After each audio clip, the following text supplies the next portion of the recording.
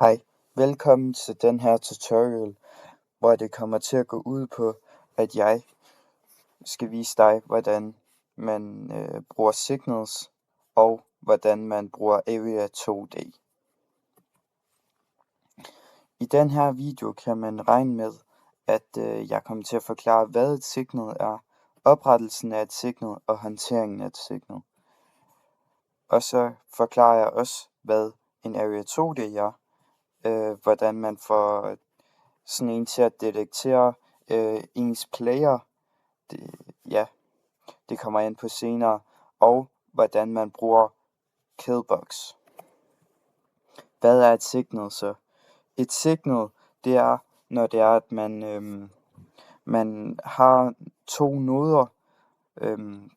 Det kan være en Area 2D og en anden Area 2D, som interagerer med hinanden. Altså de her zoner her, de støder sammen, og så de her noder her, de udveksler så signaler til hinanden. Og de her signaler her, det er så den kommunikation, altså den ene node, der fortæller den anden node, jeg er her nu. Og så vil det jo så betyde, at hvis man nu tager de her falling spikes, som jeg kommer til at snakke om senere, hvis nu man tager dem, altså ens player, den løber ind i det her, ind i den her area her, så sender den player et signal til den anden, at nu skal de her spikes falde. Det er et signal. Så skal vi til at oprette det her signal her. Og det først og fremmest, så skal man lige starte med at lave sin ting, man vil have til at ske noget med.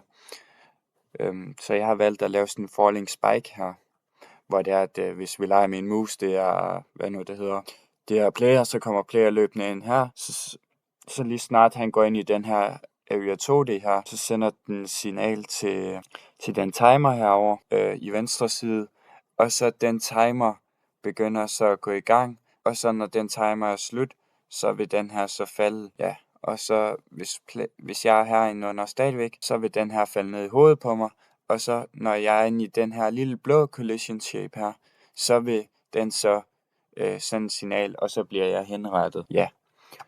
Så man tager og laver det sådan. Og bare lige for at gennemgå det her.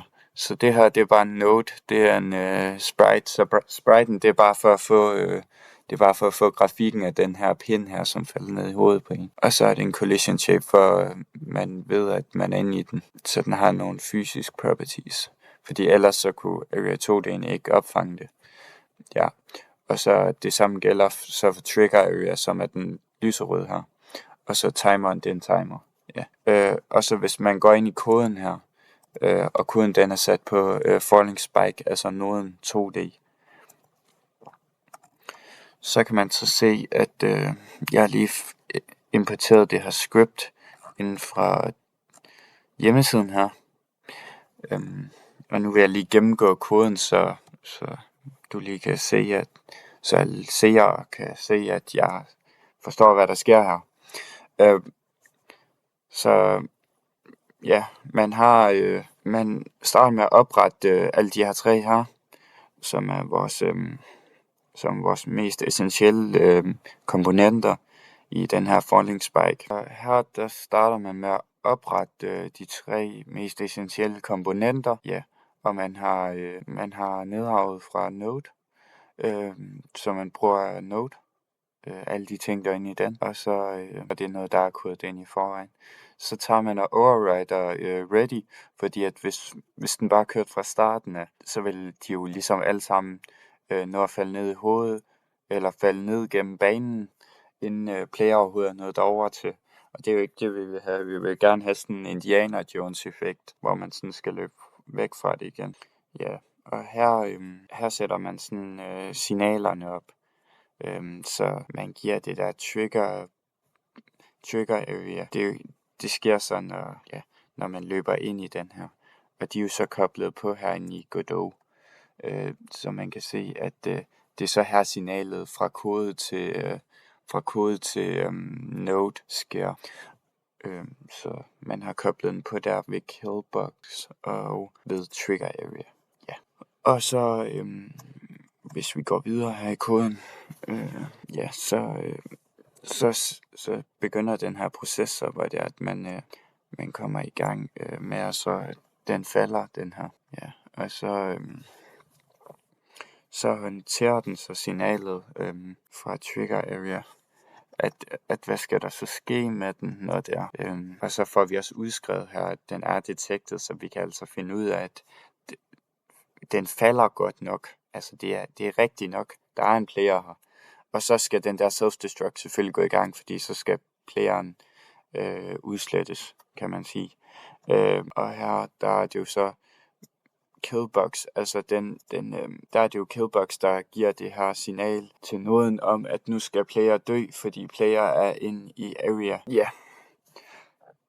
Og så er det et godt tidspunkt at så snakke om vores Area 2D, fordi hvad er en Area 2D? En Area 2D, det er jo ligesom en node, der laver et felt, eller der tager en collision shapes felt, og så kan den så detektere ting. Altså sådan, hvis nu vi har den her player her, der kommer løbende, så player, hvis vi leger det her tekst her, det er en collision shape med en Area 2D inde i. Så kommer player løbende også fint her, og så bum, så er den inde i Area 2D. Så kan Area 2D så sende et signal videre til nogle andre noder og noget kode, og så den kode kan så for eksempel henrette via killbox. Yes.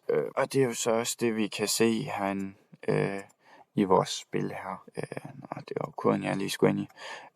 At så er det jo ligesom her, hvor det er, at den håndterer signalet. Altså, det er jo her, hvor den laver en handling på baggrund af, at vi kan se, at her er der sket et eller andet. Der er noget, der er inde i vores space nu, som ikke var der før. Så der skal ske en handling der. Yeah. Og så skal du selvfølgelig også se spillet, fordi ellers er det jo ikke fedt. Vi har lige lavet sådan en world her, og det er basalt. Det er bare nogle platform, altså tile map layers. Yes. Som hvad nu det hedder, er vores platform. Ja.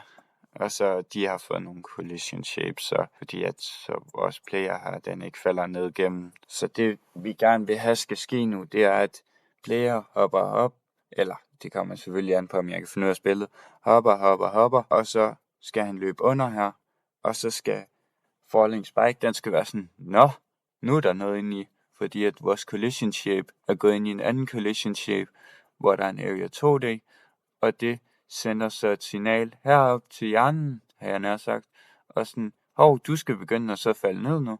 Okay, fedt. Og så begynder den at falde.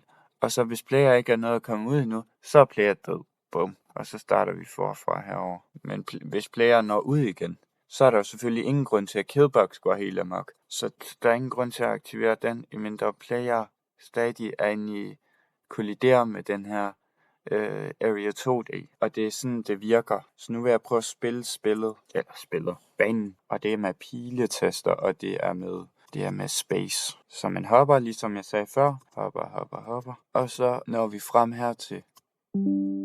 Og så detekterede spillet simpelthen, at jeg var inde i den her, og så falder den ned.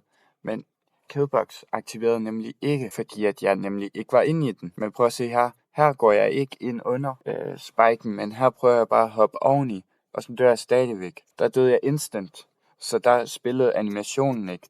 Så animation. Her rykkede den sig i hvert fald ikke, og det gjorde den ikke, fordi at jeg ikke enterede den her area her.